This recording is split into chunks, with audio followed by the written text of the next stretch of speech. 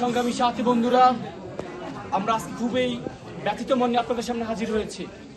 আপনারা জানেন যে আজকে বিকেলবেলায় ইনকিলাব মঞ্চের মুখপাত্র মোহাম্মদ হাদি ভাইকে গুলিবিদ্ধ করা হয়েছে।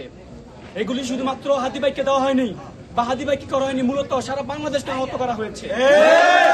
এই হাদি ভাইকে গুলিবিদ্ধ করার মাধ্যমে বোঝানো হয়েছে যে ফ্যাসিস্টের দোসরেরা, আওয়ামী লীগের দোসরেরা, সন্ত্রাসের দালালেরা এখনো বুঝি আমাদের বাংলাদেশে খুব স্বাধীনভাবে চলাফেরা করছে। একটা কথা জানি, স্বাধীনতা অর্জন করাচ্ছে, স্বাধীনতা রক্ষা করা কঠিন।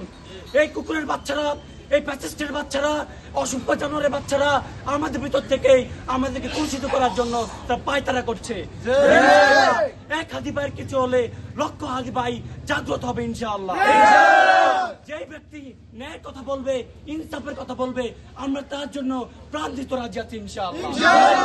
আজকের যে মিছিল হয়েছে, দল মত নির্বিশেষে, এখানে জামাত রয়েছে, ছাত্র শিবির রয়েছে এবং এনসিপি রয়েছে, বিএনপি ছাত্রদল কিছু বাইরা রয়েছে।